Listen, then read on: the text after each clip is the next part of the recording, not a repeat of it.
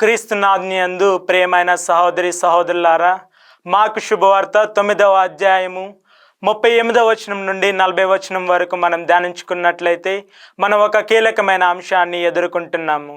యేసు మెస్సయ్య అనే ఒక గుర్తింపు యొక్క చిక్కులలో ఇంకనూ పోరాడుతున్న శిష్యులు ఆయన నామమున దయ్యములను వెళ్ళగొట్టు వ్యక్తి గురించి నిర్దేశిస్తున్నారు. అయితే ఆ వ్యక్తి శిష్యులలో భాగం కారని వారు వివరిస్తున్నారు. యేసు ప్రతిస్పందన ఆశ్చర్యకరమైనది మరియు లోతైనది. శిష్యుల యొక్క ఉత్సాహాన్ని ప్రశ్నించడానికి బదులుగా యేసు వారిని ఆ వ్యక్తిని ఆపవద్దని చెబుతున్నారు.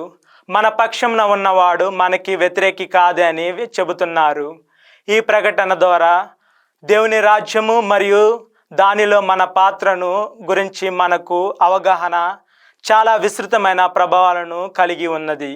యేసు మాటలు శిష్యుల ప్రత్యేకత సమూహాలను సృష్టించే ధోరణిలో సవాలు చేస్తున్నాయి. దేవుని రాజ్యము యేసుక్రీస్తు సూచించినట్లు పరిమితం చేయబడిన నిర్జనమైన ప్రదేశము కాదు, కానీ సంగ్రమ కృప యొక్క రాజ్యము.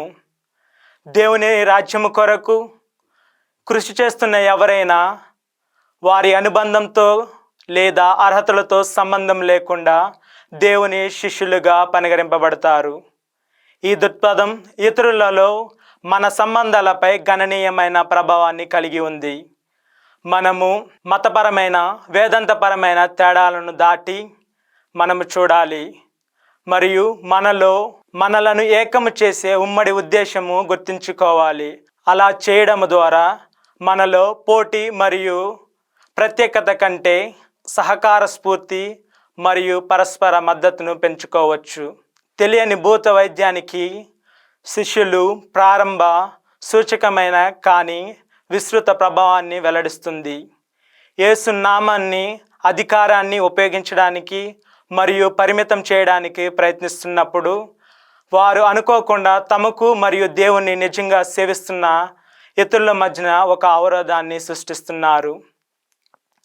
దేవుని రాజ్యం యొక్క స్వభావము మరియు దానిలో మన పాత్రను గురించి లోతైన అర్థాన్ని అందిస్తుంది.